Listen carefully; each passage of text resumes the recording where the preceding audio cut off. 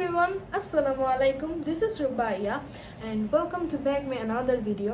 So আজকের ভিডিওটা হবে একটা ব্লগ ভিডিও। আমি ডেইলি ব্লগ করছি না, সেটা হচ্ছে গিয়ে আমি আজকে যাব আমার ফুপির বাসায়। আর সেটা আমি জানতে পেরেছি 5 মিনিট আগে। আমার প্ল্যানিং ছিল যে আমি আজকে একটুখানি, যেহেতু আমি একা, আবার কোনো কাজও নাই ঘরে বেশি একটা, তাই আমি ভাবছি যে আজকে আমি শাড়ি পরবো, তারপর কয়েকটা ভিডিওস বানাবো। যেহেতু আমি নতুন নতুন টিকটক খুলেছি, সেটাতে আমি একটুখানি আপলোড দিব।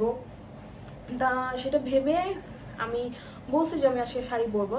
তারপর মাম্মি আমাকে সাডেন এসে বলে যে রেডি হতে হবে, আজকে বিকালবেলা আমরা যাব ফুপিদের বাসায়।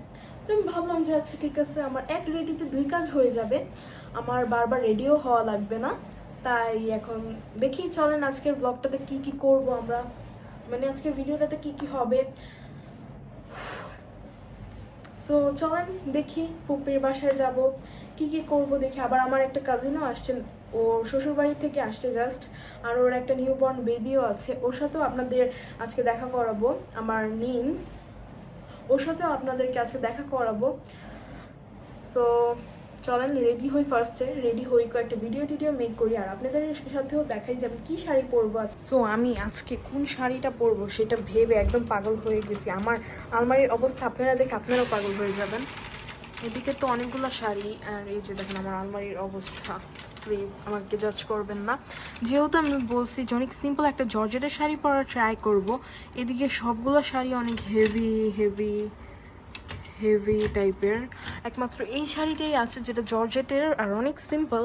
এখন আমার আর কিছুই করার নাই, আমার এই শাড়িটাই পরতে হবে। এই শাড়ি, তো আমি এই শাড়িটার সাথে এরকম একটা সিল্কের গোল্ডেন কালারের ব্লাউজটাকে কন্ট্রাস্ট করেছি। যেহেতু আমার রেড কালারেরও ছিল, বাট আমি ভাবলাম যে না, গোল্ডেন কালারেরটাই পরি। শাড়িটা অনেকটা পরিমাণে প্রিটি, আমি পরলে পরে আপনারা বুঝতে পারবেন।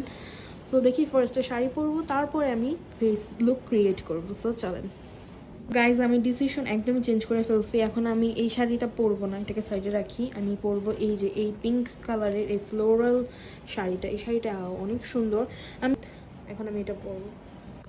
আমি এই শাড়িটা পরেছি, আমি তো তখনই বললাম আপনাদেরকে যে আমি শাড়িটা চেঞ্জ করবো। ওই রেড কালারটা আমাকে মানাচ্ছে না, ভালো মানে মানাচ্ছে না, কি আমারই পরতে ইচ্ছে করছে না।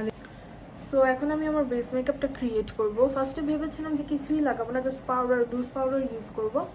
পরে ভাবলাম যে না, একটুখানি কনসিলার দিয়ে একটুখানি পিগমেন্টেশনগুলো হাইড করা। আই ম্যাজিকের একটা কনসিলার দিয়ে পিগমেন্টেশনগুলো হাইড করব।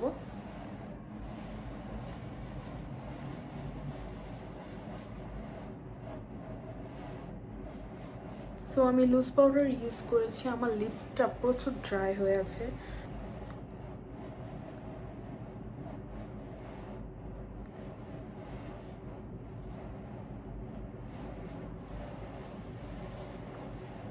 এটা না লিপ বাম না, এটা লিপ গ্লস।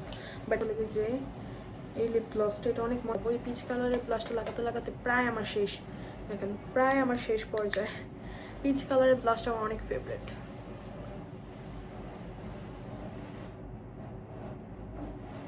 ও মাস্কারা, আমি ববের একটা মাস্কারা ইউজ করছি। এই মাস্কারাটা অনেক বেশি ভালো ভলিউম দেয়, রিজনেবল প্রাইসে অনেক ভালো।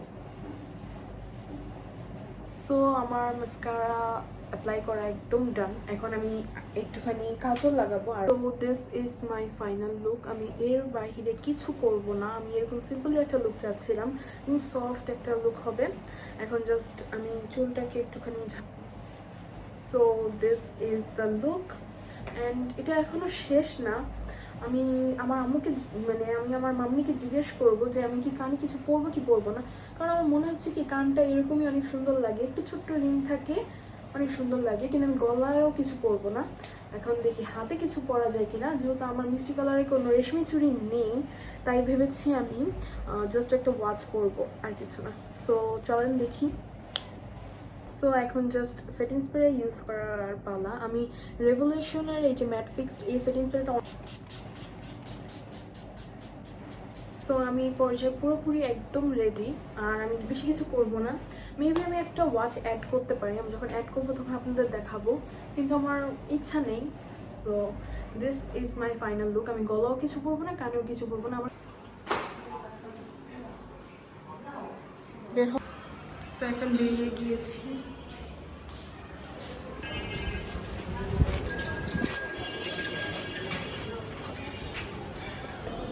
ফুপির বাসা আমার বাসা থেকে বেশি দূর না, জাস্ট 2 মিনিটের রাস্তা। তো হেঁটে আর আমি হাঁটতে পারি শাড়ি পরে ভালো, কিন্তু এখন 5 তলায় উঠতে আমার অবস্থা খারাপ হয়ে যাবে। 5 তলা ওঠার ফিলিংস অনেক বেশি কষ্টদায়ক। আর আমি তো উঠতে উঠতে শেষ। এই যে আমাদের গন্তব্যস্থান।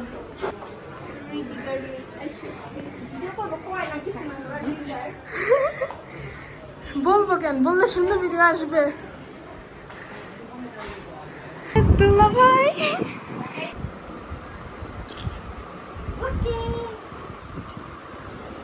খেয়েছো? বেচারা ঘুমাবে না। ফুপির নুডলস অনেক টেস্টি না?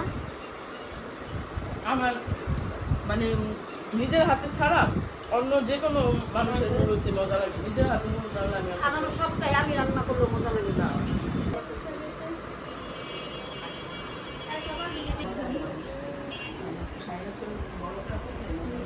চলে যাই, তোমরা আমাদের বাসায় যেও। Bye bye.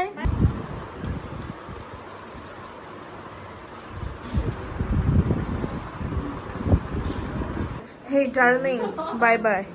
কালকে বাসায় যেও। কি হয়েছে, তোমার মন খারাপ কেন? কই